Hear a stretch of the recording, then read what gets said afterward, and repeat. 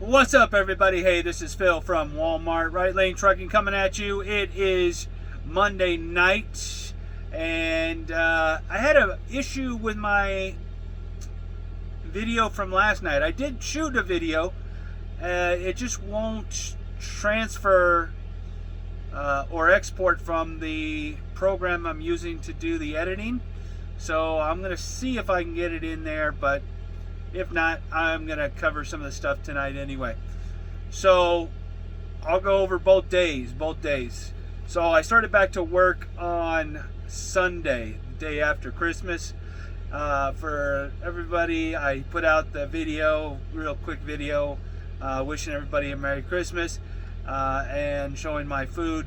I cooked for the most part. The only thing I didn't cook this time was the turkey. My wife's sister and her significant life partner came over. I don't know what else to call him. They're not married. I don't want to call him boyfriend. They're not engaged. They've just been together for a lot of years. So, significant partner, significant other. Anyway, they came over. They had an air fryer and they wanted to do the turkey in the air fryer, so I said go ahead, have at it.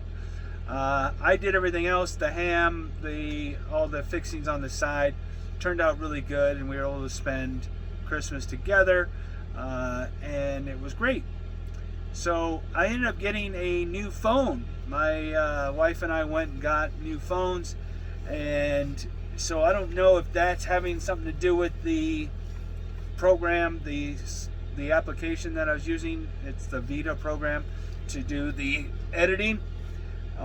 So I'm going to try it again tonight and see if it changes.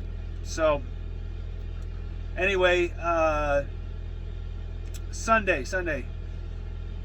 So I came in and got my tractor, and I had a load in my board. It was a 3-store load. First store was Antioch, second store was Pittsburgh, and third store was Napa. The first 2 stores, you would think I was on the East Coast or somewhere, Antioch and Pittsburgh, but we actually have an Antioch, California, and a Pittsburgh, California, here on the West Coast. So the Antioch store I've been to before. The Pittsburgh store I have never been to. It turned out to be pretty easy. It's just a 2-dock in and out. It was pretty easy. And the Napa store I've been to before as well, and that is a 2-dock as well. 18 pallets for the first store, 9 pallets for the second store, 3 pallets for Napa. And then I got dispatched to go back to Sacramento. So I took the empty back to Sacramento, and I started heading there. And on the way there, I hadn't gotten a dispatch anywhere further yet. So I made a quick phone call and called the manager there in Sac, and just wanted to have him check my ETD to make sure it was good, and that it was showing on their end, and it was. And at that point he said, I'm going to go ahead and send you to McCarran. So in Sacramento we have a lot of trailers, a lot of loads, because a lot of trailers, a lot of loads were sent to that location, mainly because drivers running out of hours due to the snow flurries or snowstorms over the Donner Pass. And this load here that he gave me was a Quaker beverage load. Usually we pick that up in Tracy and then take it over to McCarran. So whoever picked it up obviously didn't have the hours to go all the way to McCarran, or the ability to go to McCarran, because the Highway 80, I-80, Interstate 80, whatever you want to call it, was shut down on account of snow. And it still remains shut down. And here it is Monday night, and it's still shut down. So that's not ever a good thing. So we have to find other alternate routes. Well, our first choice is the northern alternate route, which basically you go from Sacramento up towards Redding, and then come through Bernie, back up 89 to 44 to 36 through Susanville, and then keep heading towards Reno from there. That was closed down. And so when he told me about the load, he said, you're going to have to take the southern route. And the southern route is all the way down towards Bakersfield, cut across, go down 99 to Bakersfield, 58 up over the pass there, through Tehachapi, and then back down State Route 14 to 395, 395 to 6 to US 95. US 95 basically takes you almost all the way back towards McCarran. So I got on the road and got going.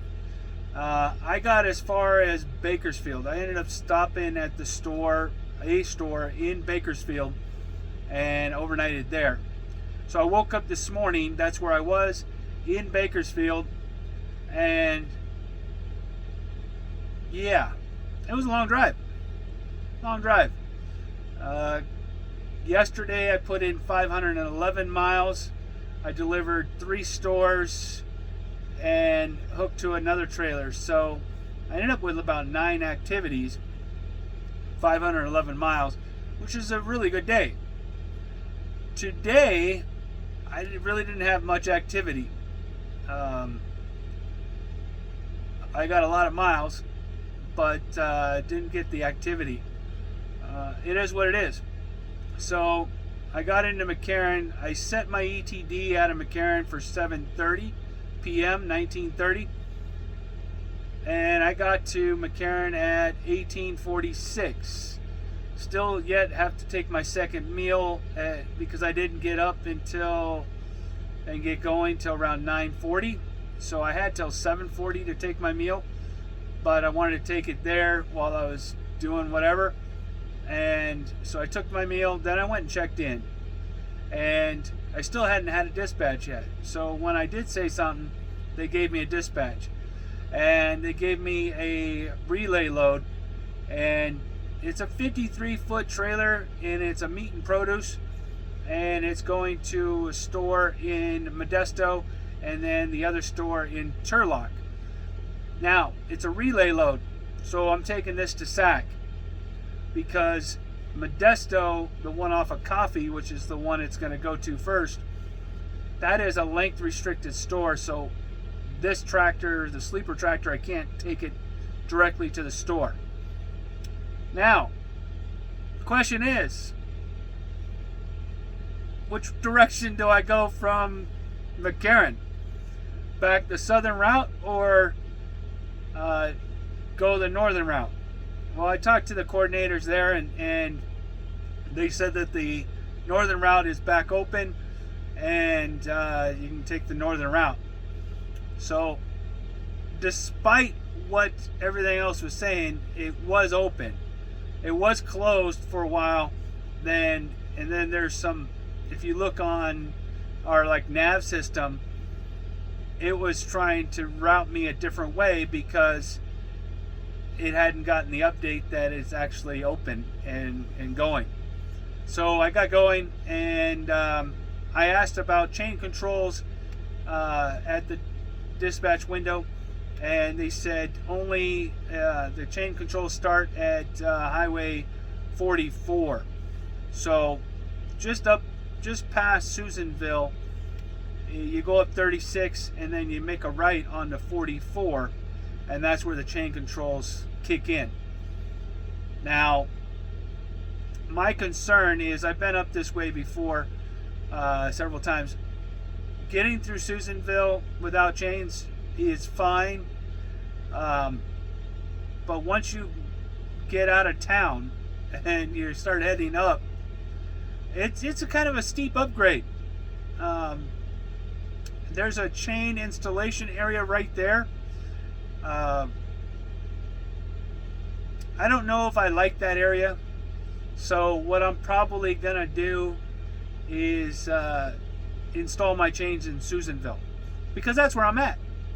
I'm at the store in Susanville now. So I got all the way to Susanville tonight and then shut down. Now my biggest concern about shooting and coming towards Susanville was the store back area is not very big, and if the road's been closed and then open, then closed and open, I'm wondering how many other drivers are going to be here trying to overnight here. So I've been to this store before when I was doing my mentoring training with Steve. This is a store we chose to overnight at least the tractor. And then we got a hotel room not too far from here, each our own hotel room. Just going to clarify that. And left the tractor and trailer here at this location, and then just walked up to the hotel. Now, I pull in, I turn down the street to come to the store, the back area here, and I'm pulling in, and there's a dozen trucks out front in the front parking lot.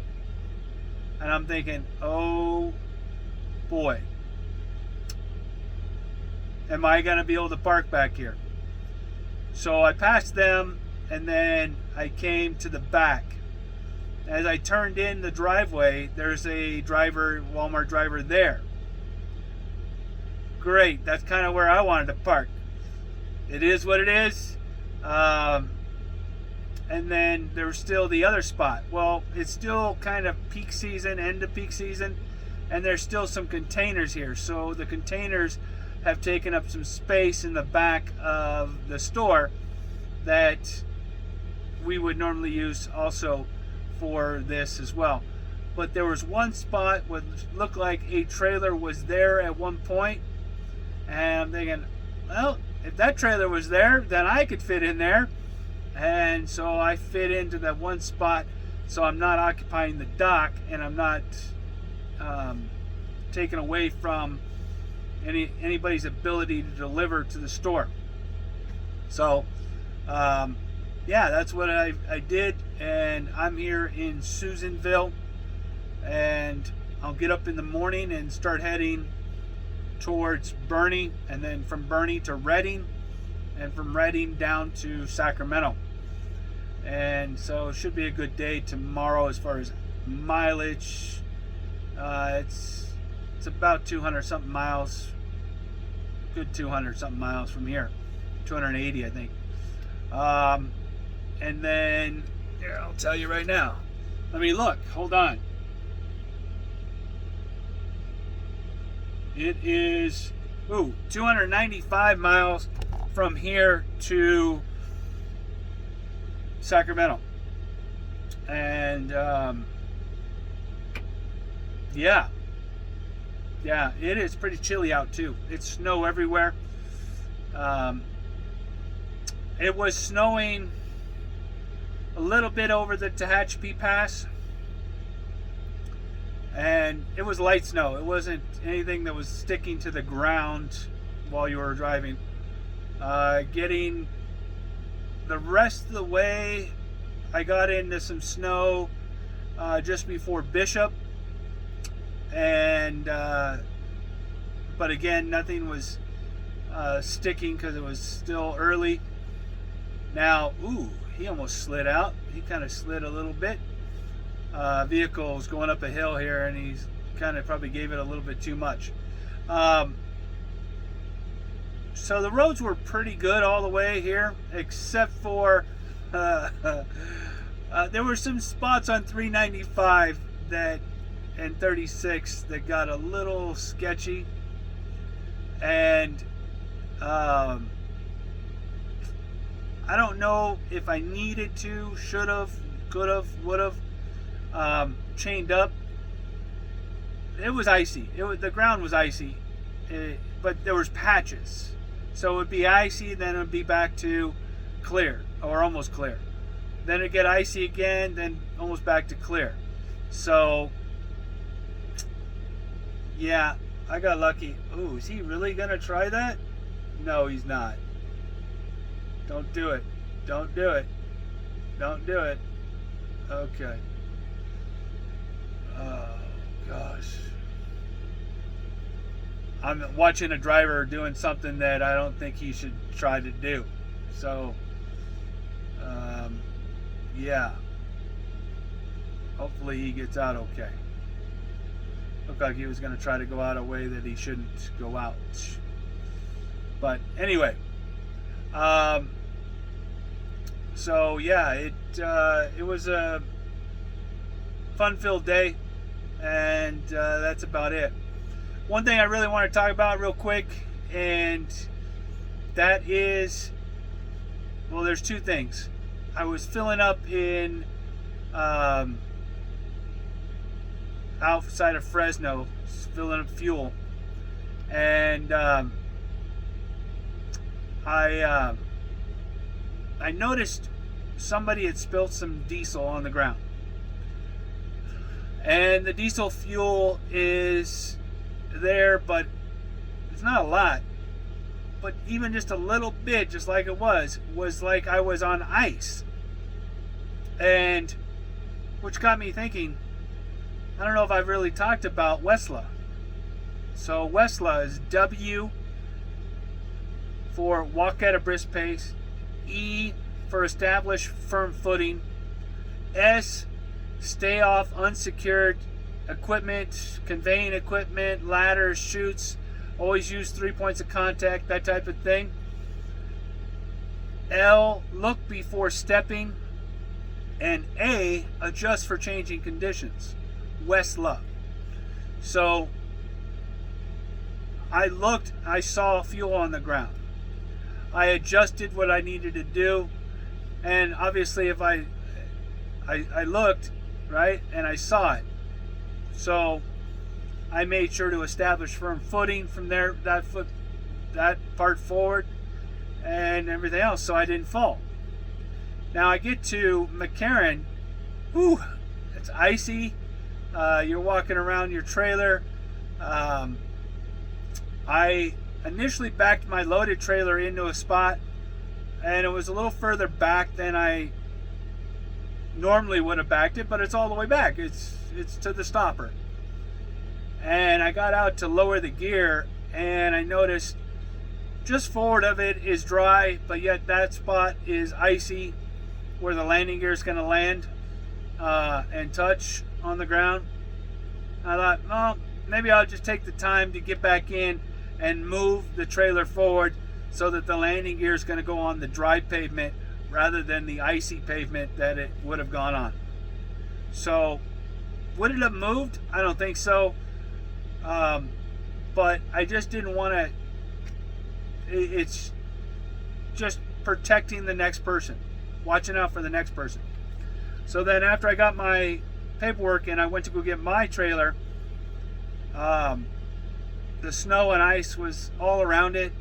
So as I'm doing my pre-trip, I have to be careful about where I'm stepping. And some of it's ice, some of it was snow. And the snow didn't seem to be as slick, obviously. But where it's icy, voila. The spot I'm backed into right now, when I got out and did my 360, I noticed very thick ice at the bottom of it, because it's kind of, I backed into this kind of ramp area next to the docks, and it's an upward ramp. Well, down near the bottom of that is a very thick ice, like the snow pack had melted and came down there, formed more ice, formed more ice, formed more ice, and now the ice is, good thickness. So in my head, I'm thinking, I don't have chains on. That's number one. Number two, I want to be able to get out in the morning. I figure the the rear tires, as long as my drive tires are on dry pavement out front, because they plowed out here, as long as my drive tires are on dry pavement out front, I can back up over that icy patch with the trailer. But I don't want to get my drive tires on it, so I made sure that I stopped short so that my drive tires didn't go up onto that ice. So in the morning I have no problem pulling out. Now the weight itself should push me forward anyway, so I won't have that problem. But you got to think about those things, right? Driving in icy, snowy conditions, I'll be the first to admit it's new for me in a tractor trailer. But I lived in Oregon for a couple seasons, and we got snow, we got thick ice, and I had to drive a Honda CRX with front wheel drive with chains on it in order to get around, until I traded that in and got a Toyota 4x4, and so I put it in 4x and had some good tires on there. I never really had to chain on that because the roads there, they kept them pretty good, and I wasn't going off the beaten path. But I had to be careful because even without chains, you can still slick and slide around even if you have four-wheel drive. So you got to be careful with that. And but just be careful out there, guys. If you're out in the weather like we are right now, and the snow is you know, it's gonna melt, and the temperatures are still low, so it's gonna freeze and it's gonna get ice. So you got to watch out for that. All right, this is Phil from Walmart Right Lane Trucking. Have a good night.